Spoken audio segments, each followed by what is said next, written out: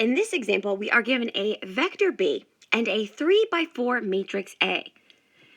And we're being asked, is vector B in the range of this matrix transformation? Why or why not? So to get us started, let's just quickly recall the definition. So we know that a vector B is in the range of a transformation T if vector B is the image of some vector x in the domain. So in other words, what this is saying is that if vector B is equal to the image of vector x under the action of T, then vector B is in the range.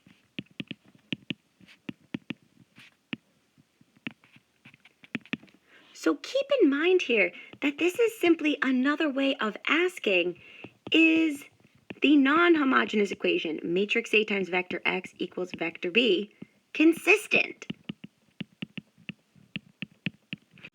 So in other words, does this non-homogeneous equation have at least one solution?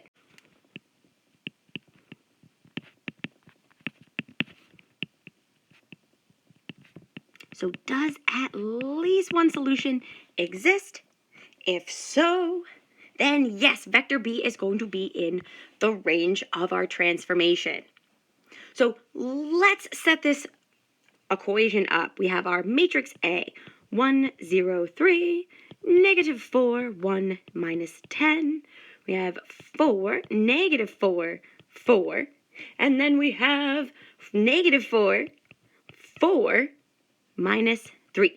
So there is our beautiful matrix A, and this is multiplied by some vector x in the domain. So this is a vector x in R4. So we have 4 entries, x sub 1, x sub 2, x sub 3, x sub 4, and this is equal to vector B, which is negative 1, 1, minus 1. And again, we're asking ourselves, is this non-homogeneous equation consistent? So normally, we would put this into the equivalent augmented matrix and row reduce, but we don't have to here. Let's make some observations of our matrix A. So looking at matrix A, we can say that A is a 3x4 matrix. Now, what does the size of this matrix tell us exactly? Well, this is letting us know that we have M equals 3 rows, or another way of thinking about this is we have 3 equations in the system. And we have that N is equal to 4 columns. Or another way of thinking about this is that there are 4 unknowns. So if we think back to the last section, talking about linear independence and dependence, we had observations for a system or a matrix of this nature. So we can say by the theorem, and this was the first theorem in the last section, we can make the following conclusions. Since the 4 unknowns of the system is greater than the 3 equations in this system, we know that the columns of matrix A are linearly dependent. So what does that mean? The columns of matrix A are linearly dependent. Why are they linearly dependent? Well, the columns of matrix A, the column vectors of A, are linearly dependent because at least one free variable must exist. So matrix A times vector x equals vector B has at least one free variable.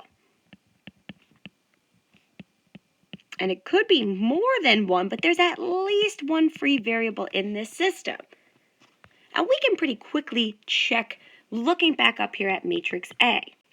Now let's keep in mind that matrix A has 3 rows, meaning that matrix A can have at most 3 basic variables. It could have less, but it can have at most 3 basic variables. Now notice, we still have this leftover column. And because we've run out of rows, this indicates that this system has at least one free variable automatically. So if this non-homogeneous equation has at least one free variable, it's consistent. It has infinitely many possible solutions. So we can say that, therefore, matrix A times vector x equals vector B is consistent by default. It's consistent because there are infinitely many possible solutions.